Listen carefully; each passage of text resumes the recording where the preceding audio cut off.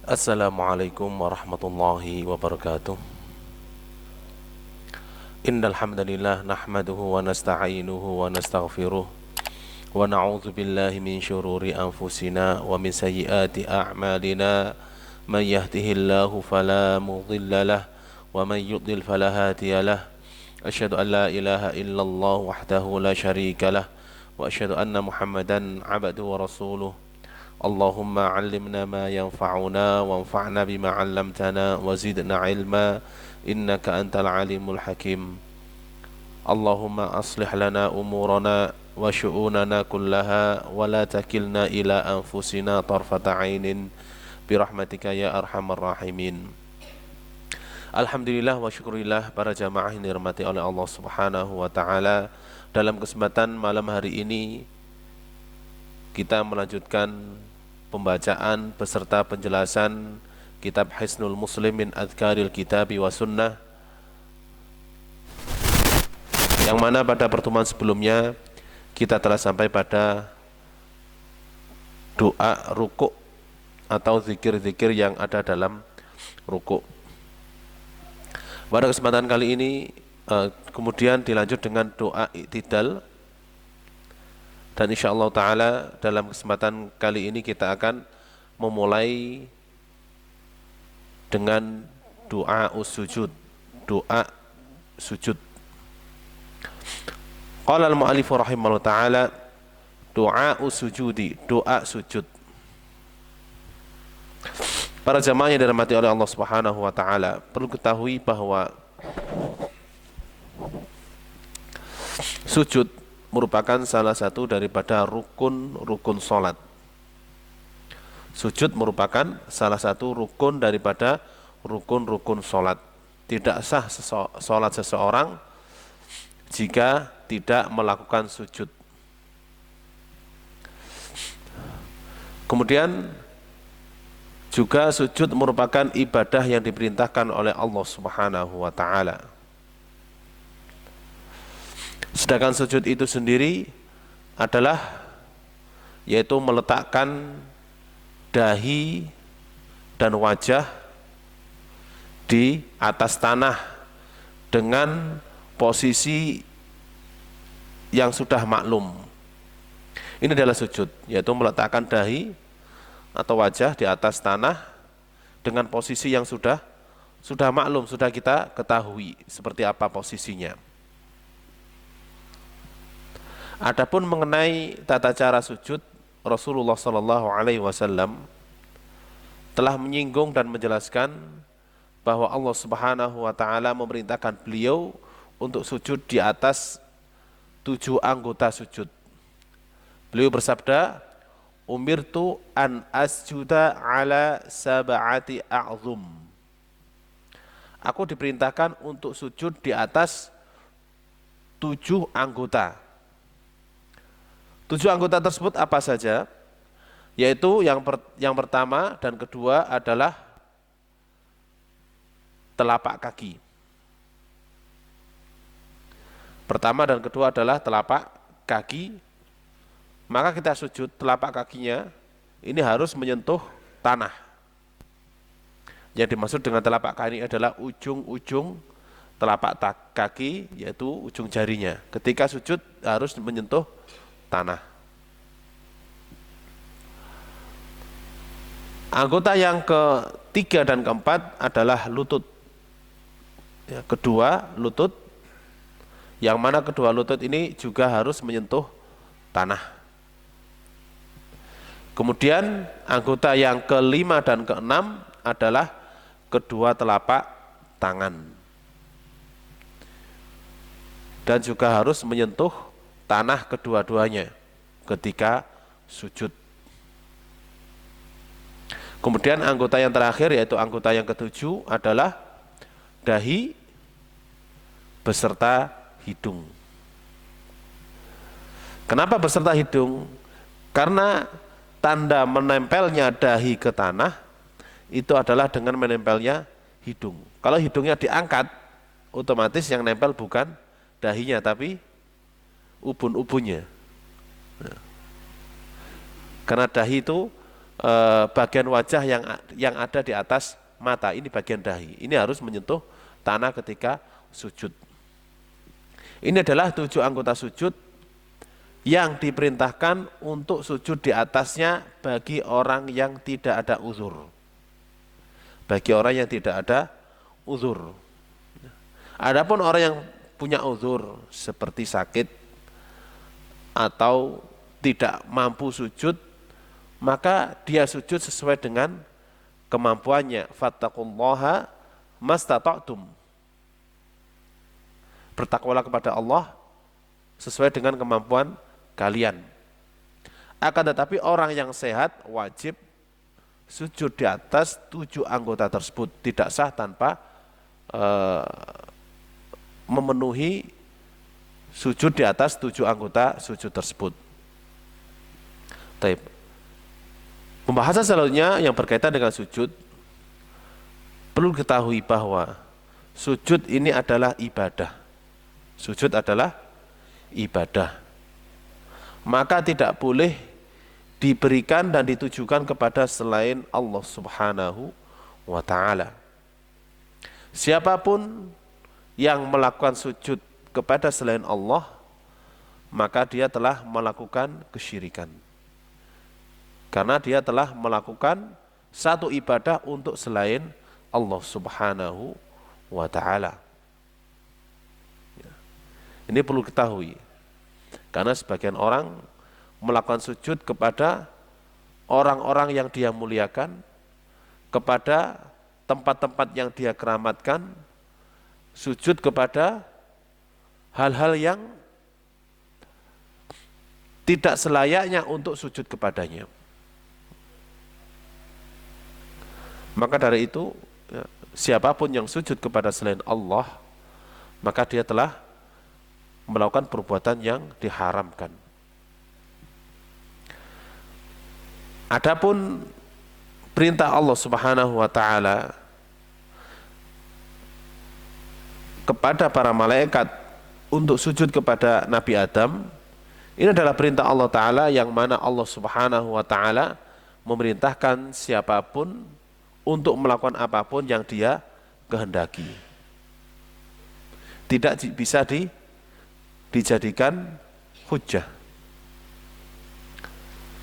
Karena sujudnya malaikat adalah atas perintah Allah Subhanahu wa ta'ala, dan sujud kita adalah atas perintah Allah Subhanahu wa ta'ala, dan kita dilarang untuk sujud kepada selainnya. Masalah berikutnya yang berkaitan dengan sujud, bahwa perlu diketahui sujud yang diperintahkan itu adalah sujud yang ada dalam sholat. Ini yang pertama. Sujud yang diperintahkan untuk dilakukan adalah sujud dalam sholat. Ya. Sholat apa saja, kecuali sholat jenazah. Sholat jenazah nggak ada sujudnya. Ini yang pertama. Yang kedua, sujud yang diperintahkan adalah yang nomor 2, sujud syukur. Ini adalah sujud yang diperintahkan oleh Rasulullah SAW, bahwa beliau ketika mendapatkan nikmat beliau bersujud. Syukran lillahi ta'ala, sebagai tanda syukur kepada Allah Subhanahu wa ta'ala. Maka siapapun yang mendapat nikmat, baik itu nikmat dunia atau nikmat kesehatan, maka disunahkan dan dianjurkan untuk bersujud kepada Allah Subhanahu wa ta'ala sebagai bentuk syukur, yang disebut dengan sujud syukur. Sujud yang diperintahkan yang nomor 3 adalah sujud tilawah. Sujud tilawah yaitu sujud yang dilakukan ketika mendengar ayat tentang sujud atau ayat perintah tentang sujud.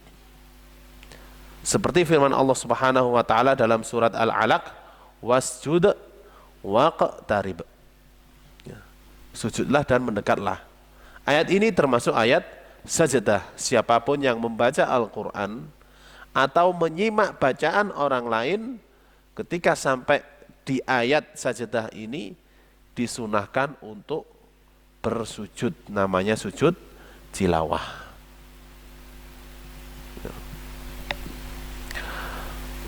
Baik.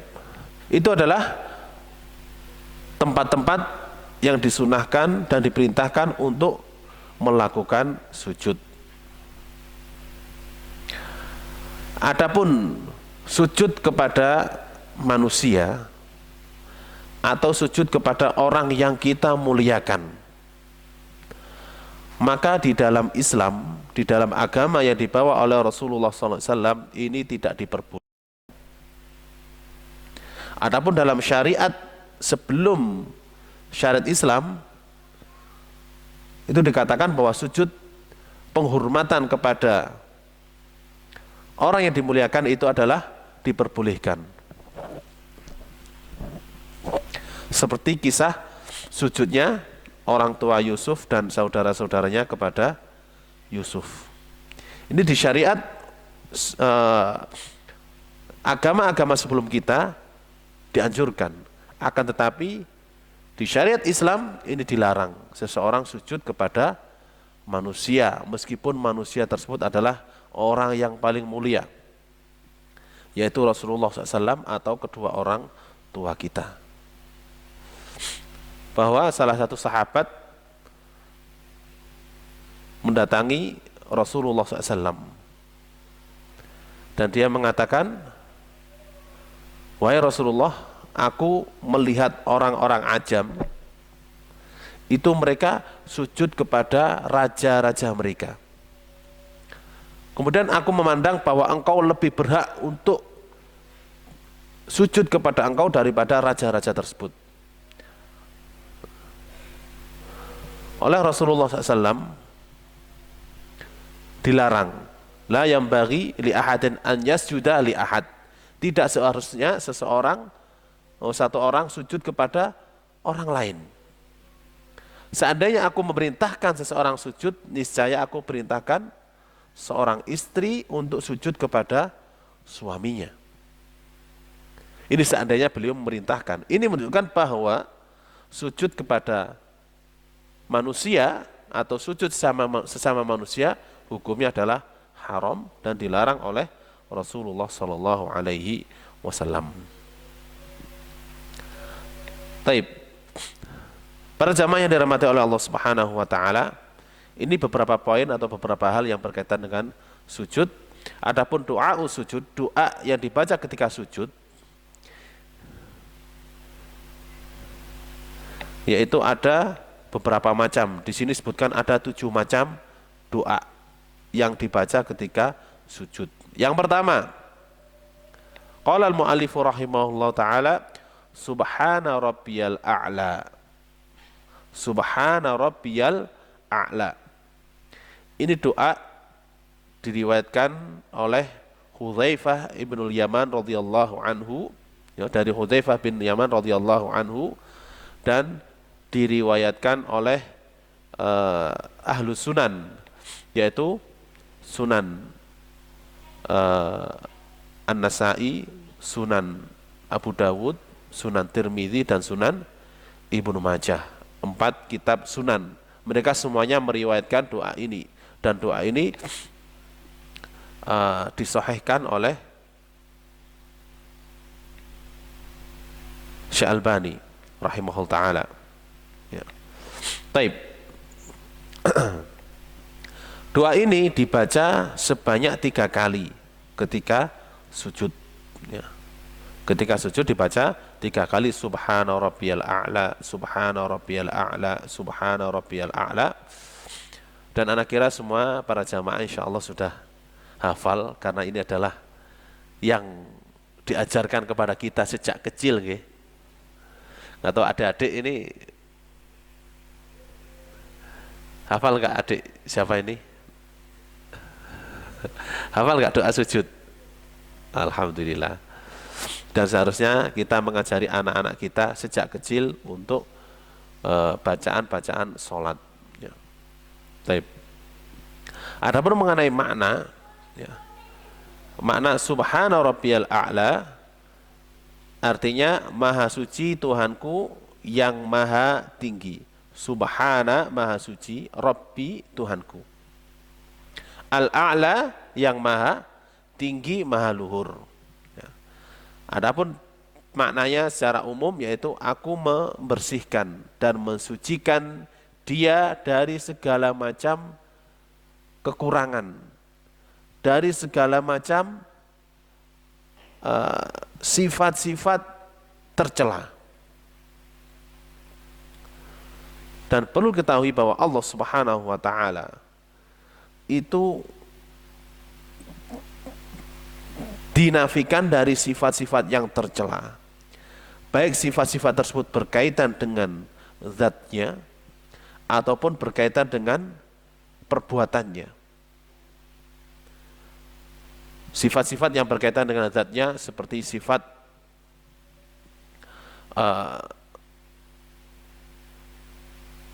sifat maha besarnya Allah Subhanahu wa taala, sifat wajahnya Allah Subhanahu wa taala, sifat kemurahan Allah Subhanahu wa taala, sifat kasih sayangnya Allah Subhanahu wa taala. Adapun sifat-sifat yang berkaitan dengan perbuatan Allah taala seperti penciptaan Allah Subhanahu wa taala, Allah menciptakan, memberi rizki, Allah menetapkan, mengangkat, merendahkan dan lain-lainnya. Dan semua apa yang Allah lakukan itu penuh dengan hikmah. Tidak ada satupun kezaliman di dalamnya. Dan sifat-sifat Allah Subhanahu wa taala semuanya adalah maha sempurna. Tidak ada satupun sifat Allah yang memiliki kekurangan atau celaan. Ini adalah makna subhana rabbiyal a'la. Dan ketika sujud itu disunahkan untuk membaca minimal tiga kali. Wajibnya 1 kali. Minimal keutamaannya adalah 3 kali. Sampai dikatakan adnal kamal, kesempurnaan yang paling minim. Ya, itu 3 kali. Bagaimana kalau membacanya lebih dari 3 kali? Diperbolehkan. Lebih banyak diperbolehkan 5 kali, 7 kali. Ketika sujud membaca subhana rabbiyal a'la diperbolehkan. Bahkan itu adalah dianjurkan untuk memperbanyak sujud.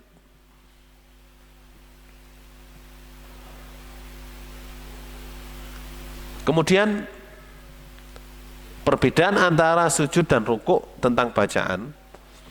Ketika rukuk kita membaca doa subhana rabbiyal azim. Ketika sujud subhana rabbiyal a'la. Di sini ketika sujud dengan menyebutkan nama Allah Al-A'la, zat yang maha tinggi, karena ketika sujud seseorang itu mengakui kerendahan dirinya serta hinanya dia di hadapan Allah Subhanahu wa taala sehingga dia menaruh wajahnya di atas tanah. Yang mana wajah ini adalah tanda kemuliaan seseorang. Orang memiliki tanda kemuliaan berada di wajahnya. Akan tetapi ketika wajahnya yang paling mulia tersebut ditaruh di tanah, ditempelkan di tanah, ini menunjukkan tentang apa? Tentang kerendahan dirinya, hinanya dia di hadapan Allah Subhanahu wa taala yang maha tinggi. Allah taala maha tinggi. Wallahu taala a'lam. Kemudian zikir berikutnya yang nomor 2. Qala al-mu'allifu rahimahullahu taala subhanakallahumma rabbana wa bihamdika allahumma ighfirli. Subhanakallahumma rabbana wa bihamdika allahumma ighfirli. Ini doa diriwayatkan oleh Imam Bukhari dan Imam Muslim. Dan doa ini sudah pernah disebutkan di bab ruku'. Jadi doa ini sama dengan doa ruku'. Ya. Karena hakikatnya ruku' sama sujud itu adalah sama. Ya. Ruku' dan sujud itu adalah sama, hanya saja sujud itu lebih merendahkan diri daripada ruku. Ya. Kedua-duanya sama-sama menunjukkan rasa tunduk, rendah dan tawadhu di hadapan Allah Ta'ala. Hanya saja sujud itu lebih besar ketundukannya dan ketawadhuannya di hadapan Allah Subhanahu wa Ta'ala. Maka dari itu beberapa doa ketika sujud dan ketika ruku itu ada yang sama. Di antaranya adalah doa ini. Subhanakallahumma rabbana wa bihamdika Allahumma gfirli. Masih ingat gak? Coba yang masih ingat. Subhanakallahumma, coba dibaca keras.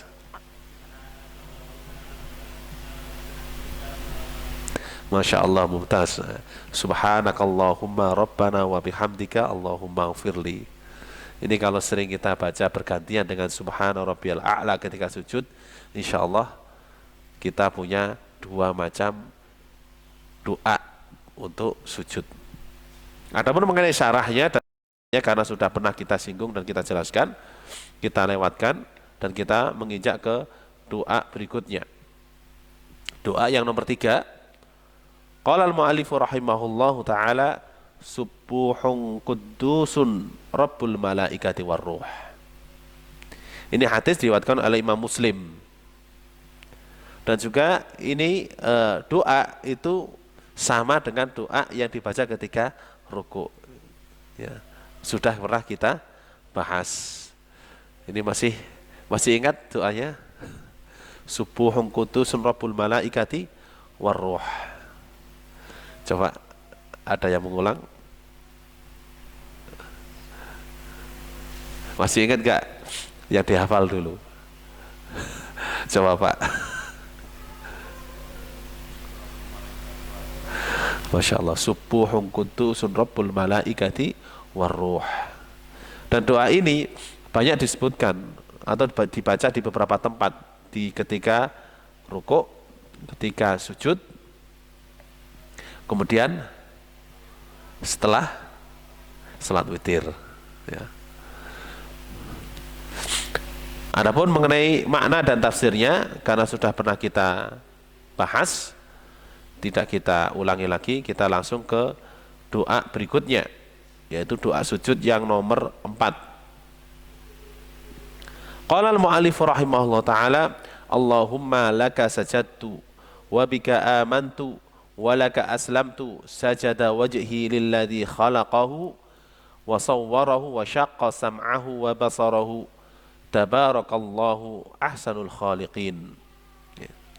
Saya ulangi lagi. Allahumma laka sajadtu wa bika amantu walaka aslamtu sajada wajhi lilladzi khalaqahu wa sawwarahu wa syaqqa sam'ahu wa basarahu tabarakallahu ahsanul khaliqin. Baik. Kalau ulangi lagi dengan tirukan, semoga bisa dihafal dengan 2-3 kali pengulangan. Ya. Allahumma laka sajadtu wa bika amantu wa laka aslamtu sajada wajhi lilladzi khalaqahu sajada wajhi lilladzi khalaqahu wa sawwarahu wa syaqqa sam'ahu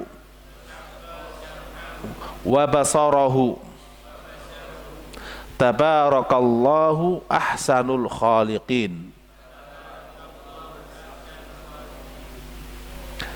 Kita ulang lagi nggih. Allahumma laka sajadtu wa bika amantu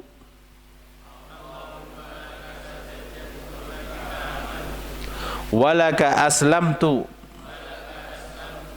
sajada wajhi lilladzi khalaqahu wa sawwarahu wa syaqqa sam'ahu wa basarahu. Tabarakallahu ahsanul khaliqin. Masya Allah. Sekali lagi 3 kali nggih. Allahumma laka sajadtu. Allahumma laka sajadtu. Wa bika amantu. Wa bika amantu. Wa laka aslamtu. Wa laka aslamtu. Sajada wajhi lilladzi khalaqahu. Sajada wajhi lilladzi khalaqahu.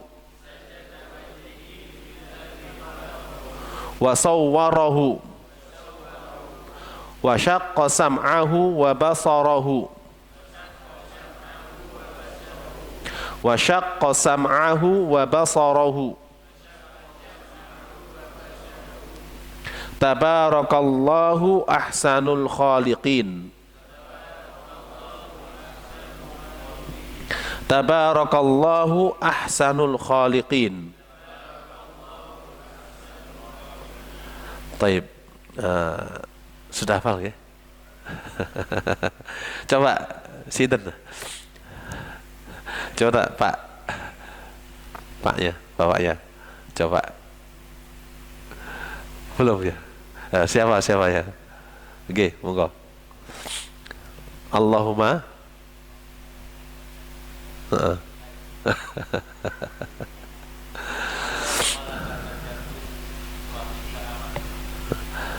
ya. Walaka sajada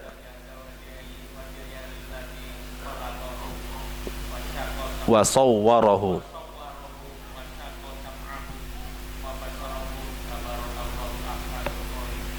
Masya Allah.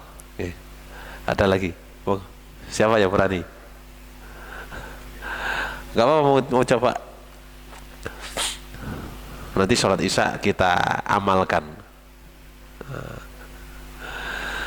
Ini subhanallah, supaya kita bisa mengamalkan semua sunnah-sunnah Nabi SAW meskipun satu kali dalam seumur. Taib.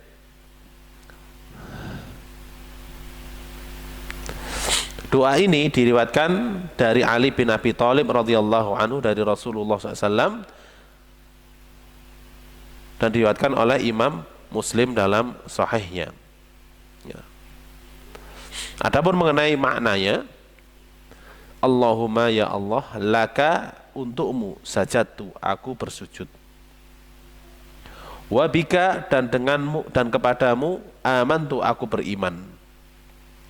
Walaka, dan untukmu aslamtu, aku berserah diri. Sajada, bersujud, wajhi, wajahku, lilladzi khalaqahu, kepada zat yang telah menciptakannya. Wasawwarahu, dan telah memberi rupa kepadanya. Wasyaqqa sam'ahu, dan membuka pendengarannya. Wa basarahu, dan penglihatannya. Tabarakallahu, maha berkah Allah, ahsanul khaliqin, sebaik-baik zat pencipta. Sebaik-baik pencipta. Para jamaah yang dirahmati oleh Allah Subhanahu wa taala. Di sini atau doa ini semuanya adalah pengakuan dan ikrar kepada Allah Subhanahu wa taala. Ikrar pertama yaitu bersujud kepada Allah Subhanahu wa taala. Kemudian beriman kepada Allah Subhanahu wa taala. Kemudian berserah diri kepada Allah Subhanahu wa taala. Ya. Perkataan dalam doa wa syaqqa sam'ahu wa basarahu itu artinya membuka pendengaran dan penglihatan, yang mana ini adalah nikmat Allah Subhanahu wa taala yang sangat besar dan letaknya ada di wajah. Letaknya ada di wajah. Maka dari itu dalam doa ini disebutkan, karena hakikatnya sujud adalah meletakkan wajah ke atas tanah, sehingga semua yang berkaitan dengan wajah kita mengakui itu adalah nikmat dari Allah Subhanahu wa Ta'ala, ya. Dari mulai rupanya, ya. Karena Allah Subhanahu wa Ta'ala Al-Musawwir. Al-Musawwir itu zat pemberi rupa. Dan Allah Subhanahu wa Ta'ala memberi rupa manusia dengan sebaik-baik rupa. Sebagaimana firman-Nya, laqad khalaqnal insana fi ahsani taqwim. Dan kami benar-benar menciptakan manusia dalam sebaik-baik bentuk.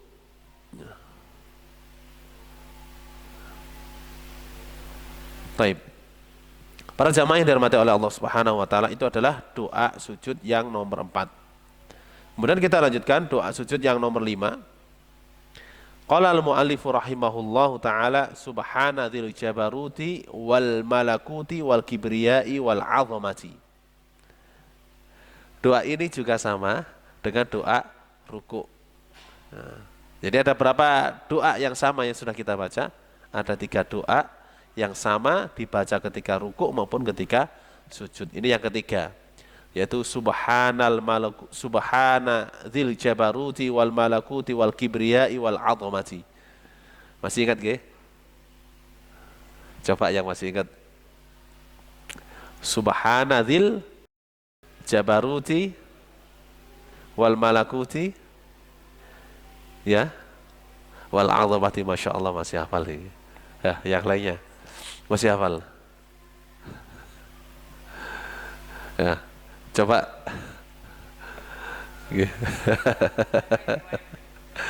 Karena dulu hafal, jadi kan hafal dulu. Nah, yang lainnya masih ingat nggak? Kalau nggak ingat, kita ulangi lagi untuk dihafal. Subhana dzil jabaruti. Coba ditirukan, ke? Subhana dzil jabaruti wal malakuti wal kibriyai wal 'azamati.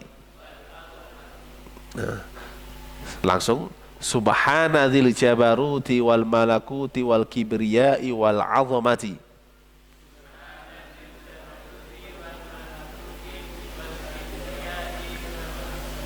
Wal 'azamati. Masya Allah. Nanti diamalkan sekalian sholat isya ketika rukuk dan sujud sekalian. Jadi nggak baca subhana rabbiyal azim dulu untuk malam ini, dan nggak baca subhana rabbiyal a'la dulu, karena sudah hafal tiap hari dibaca. Baca yang lainnya. Adapun mengenai makna dan tafsirnya, Ana sebutkan maknanya saja karena tafsirnya sudah pernah kita bahas dalam doa rukuk. Subhana, maha suci, zat dzil jabaruti, yang memiliki kedikdayaan, wal malakuti, dan kerajaan, wal kibriyai, dan kebesaran, wal 'azamati, dan keagungan. Ini secara makna, ya. Dan penjelasannya sudah pernah kita bahas. Maka kita lanjut ke doa sujud yang nomor 6. Qala al-mu'allif rahimahullahu ta'ala, Allahumma ighfirli dzambi kullah diqqahu wa jillah wa awwalahu wa akhirah wa alaniyatahu wa sirrah.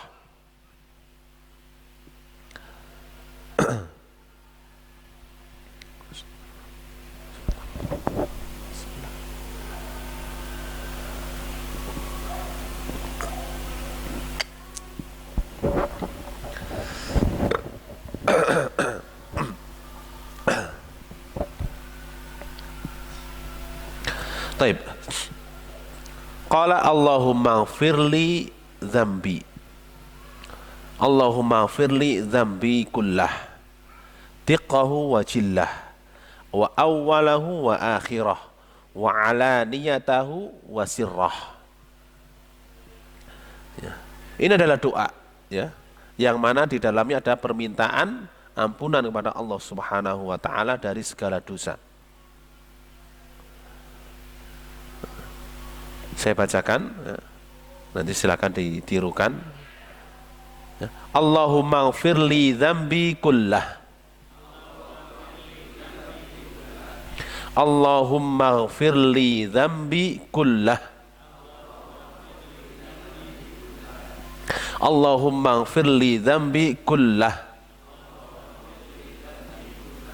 Tiqqahu wa jillah. Tiqqahu wa jillah. Tiqqahu wa jillah. Wa awwalahu wa akhirah. Wa awwalahu wa akhirah. Wa awwalahu wa akhirah. Wa alaniyatahu wa sirrah. Wa alaniyatahu wa sirrah. Wa alaniyatahu wa sirrah. Baik. Hafal nggih? Tapi ada yang hafal ini. Coba yang sudah hafal.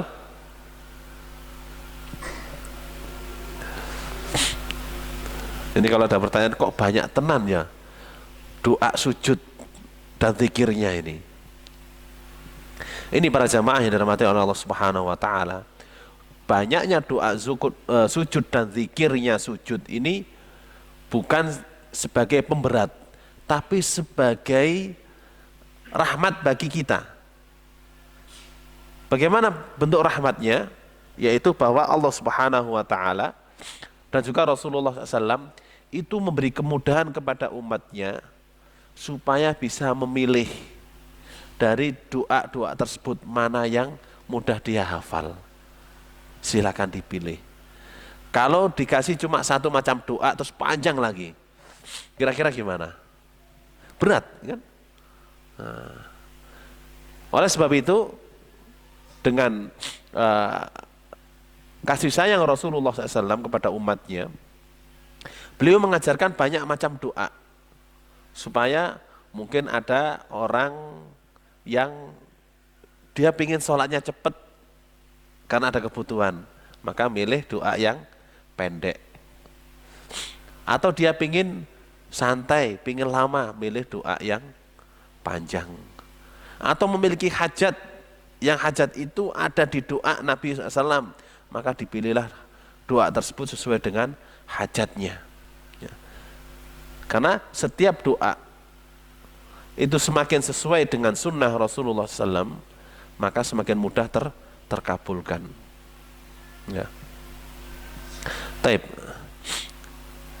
Doa yang ke-6, ya, ini ke-6 ya. Ini diriwayatkan oleh Abu Hurairah radhiyallahu anhu, ya. Ya, dari Abi Hurairah radhiyallahu anhu dari Nabi SAW, kemudian membaca doa ini. Ini diriwayatkan oleh Imam Muslim dalam sahihnya. Adapun maknanya, Allahumma, ya Allah, ighfirli, ampunilah untukku. Allahumma ighfirli, ya Allah, ampunilah untukku. Dzambi, dosa-dosaku. Kullahu, semuanya. Dalam penggalan ini, yaitu permohonan ampun kepada Allah, permintaan mohon ampun kepada Allah Subhanahu wa taala dari semua dosa. Kemudian setelah ini diperincikan. Qala tiqqahu wa jillah. Tiqqahu yang kecil, wa jillahu dan yang besar. Karena manusia tidak luput dari dosa kecil dan dosa besar. Mungkin dosa besar bisa menghindar, tapi dosa kecil siapa yang bisa menghindar? Dosa kecil ini keluar dari pintu rumah langsung ketemu dosa. Loh kok bisa? Loh, gimana? Baru keluar rumah di depannya ada pandangan yang tidak halal. Kan? Ya. Semakin jauh keluar dari rumah semakin banyak. Bahkan di dalam rumah pun buka HP sliwer. Nah, ada pandangan yang tidak halal.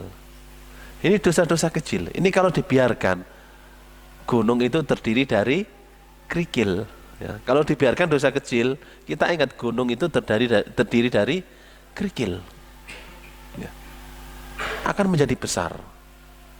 Maka dari itu, dengan doa ini diharapkan Allah mengampuni dosa kita semuanya. Yang kecil maupun yang besar. Qala wa awwalahu wa akhirahu. Wa awwalahu yang pertama, wa akhirahu dan yang terakhir. Yang pertama bagaimana? Nah, yang pertama kita lakukan yang dulu-dulu, yang telah lampau kita lakukan. Ya. Karena kita sifat manusia suka lupa, salah itu terus lupa terhadap kesalahannya. Ya. Maka kita meminta ampun kepada Allah Subhanahu wa taala terhadap dosa-dosa yang telah kita lakukan zaman dahulu dan kita mungkin lupa. Wa akhirahu dan dosa-dosa yang akan datang.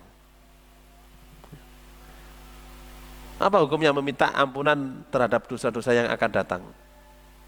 Diperbolehkan. Ya.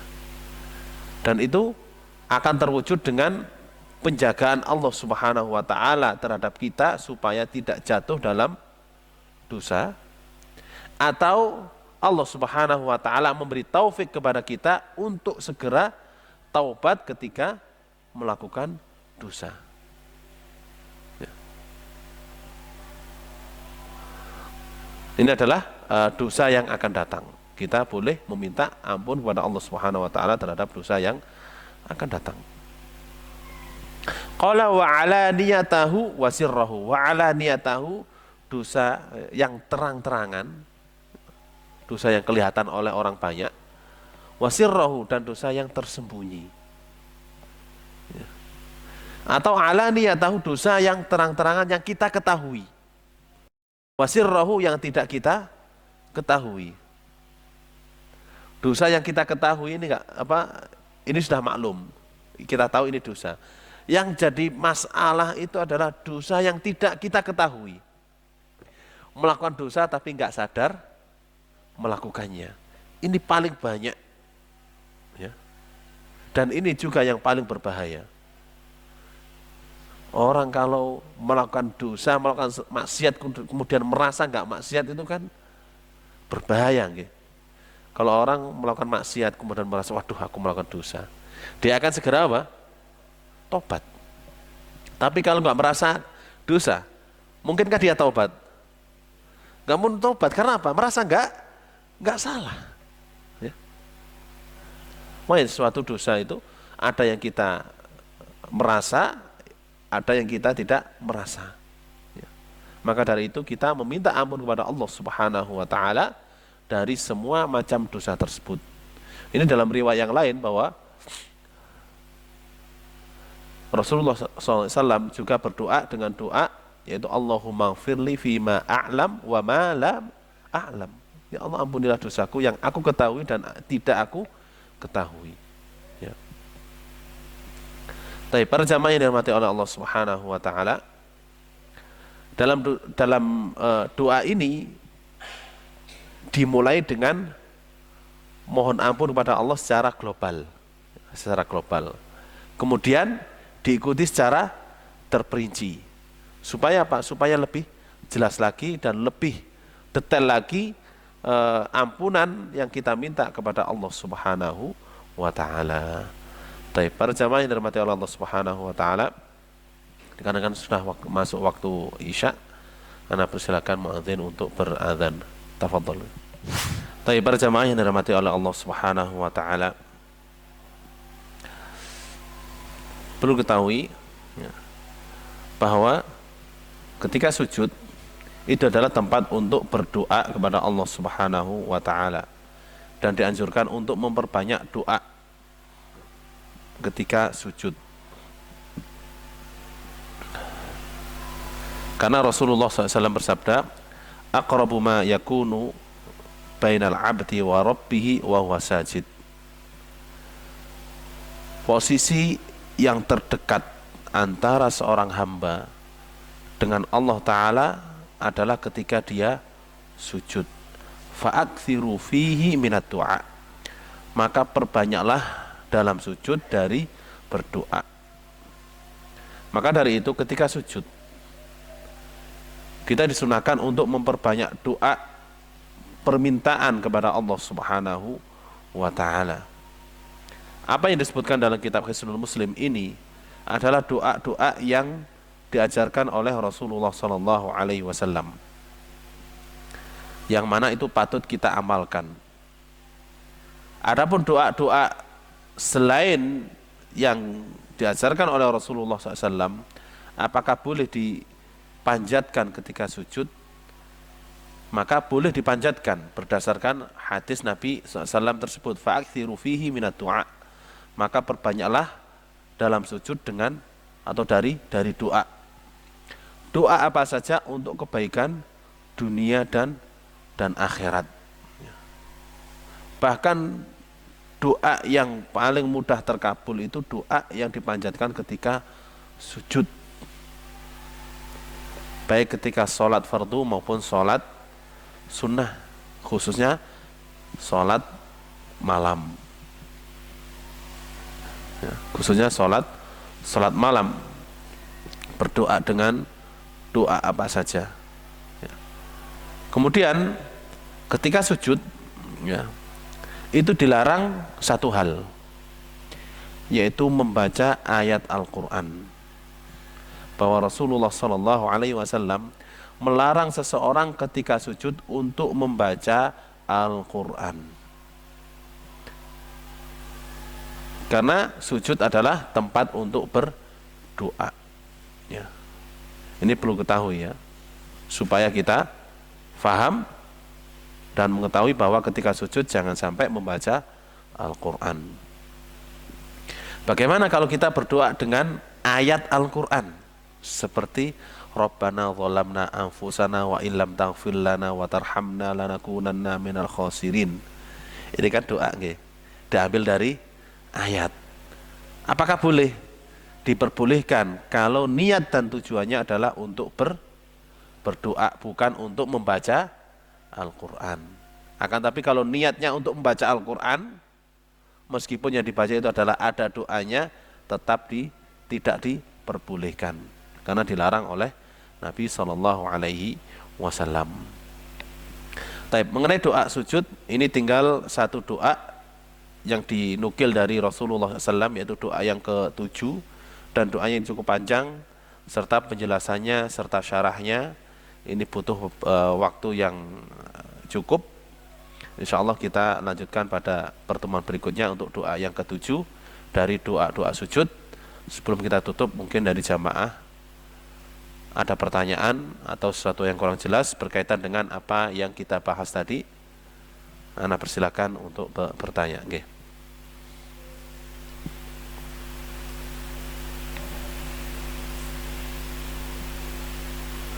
Monggo.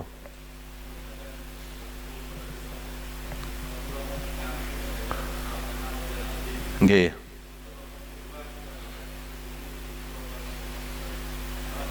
Enggak apa-apa. Boleh. Jadi doa rukuk atau doa sujud itu dibaca dalam satu sholat. Rukuk pertama baca ini, rukuk kedua ini, rukuk ketiga, keempat ini boleh. Tidak ada larangan karena semuanya adalah doa yang dibaca ketika rukuk. Nggih. Demikian juga doa sujud nggih. Nggih. Tafadhol nggih.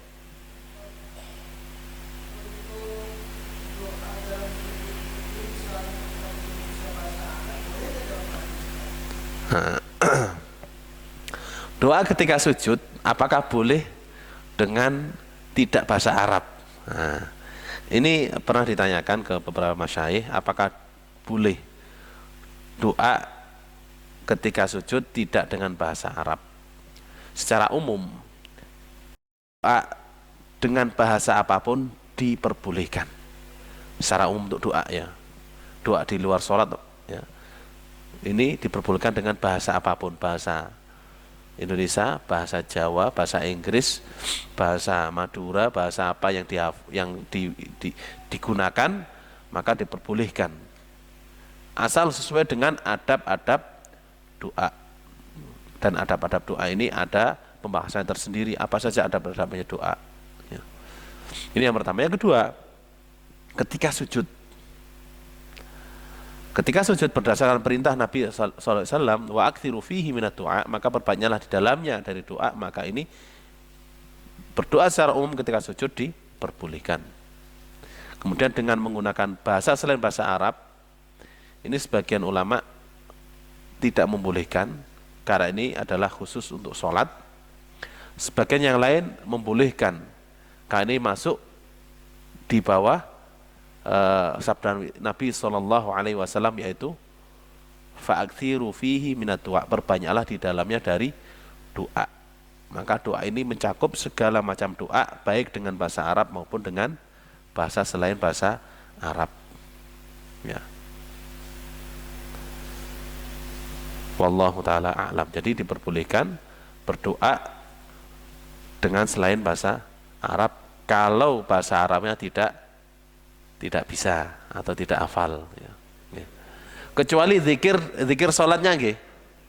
Kalau termasuk bagian zikir sholat, maka wajib dengan bahasa Arab. Apa yang termasuk bagian dari zikir sholat? Seperti doa sujud yang diajarkan oleh Rasulullah SAW. Salah satu dari macam-macam doa sujud tersebut seperti Subhana Rabbiyal A'la, harus dengan bahasa Arab, nggak boleh diartikan maha suci, zat yang maha luhur, maha tinggi. Nggak boleh, karena sholat bacaannya harus dengan bahasa Arab, kecuali orang yang tidak bisa bahasa Arab sama sekali dan belum belajar ya. Baru masuk Islam ya, terus masuk waktu sholat. Kalau belajar dulu, waktu sholatnya habis. Maka bagaimana ini? Ya udah, suruh sholat aja, baca apa yang dia bisa.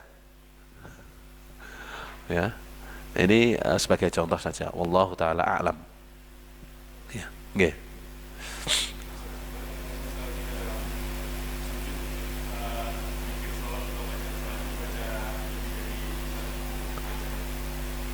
Dalam satu sujud lebih dari satu macam diperbolehkan.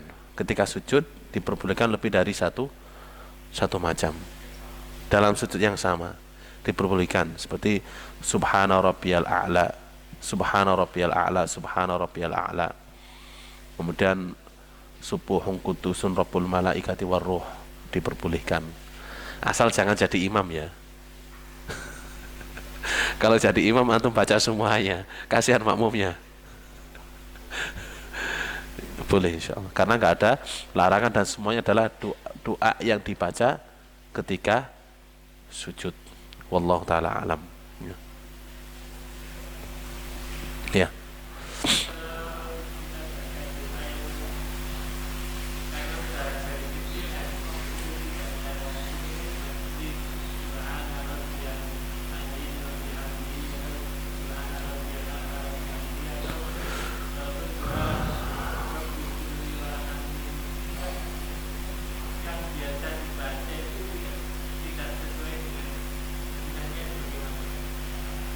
Baik. Bismillah. Untuk mengenai doa yang sudah diajarkan sejak kecil ternyata nggak ada sunnahnya, nggak ada dasarnya, itu bagaimana? Maka bacaan atau sholat yang pernah dilakukan dulu-dulunya itu adalah nggak apa-apa. Untuk sholat yang dahulu-dulu insya Allah Allah Ta'ala tetap akan menerimanya jika memenuhi syarat-syarat dan rukun-rukunnya, karena kita mengucapkannya, membacanya dalam keadaan belum tahu dalilnya. Adapun setelah tahu dalilnya, oh ternyata kok nggak ada sunnahnya apa yang saya baca, maka disinilah kita diwajibkan untuk berubah. Diwajibkan untuk apa? Berubah. Sebagai contoh, sejak kecil, termasuk anak pribadi, ketika sujud Doanya adalah subhana rabbiyal a'la wa bihamdi. Subhana rabbiyal a'la wa bihamdi. Ternyata kita lihat nggak ada wa bihamdinya ya. Wah, ini dari mana ini? Nah, begitu tahu kita harus berusaha untuk merubahnya, mencukupkan diri dengan apa yang disunahkan. Nah, ya. Ini kewajiban kita kalau sudah tahu kita diperintahkan untuk merubah sesuai dengan sunnahnya. Nah, sunnahnya bagaimana? Subhana rabbiyal a'la, subhana rabbiyal a'la, subhana rabbiyal a'la. Sedikit sunnah lebih baik daripada banyak yang enggak ada sunnahnya. Wallahu ta'ala. Nggih.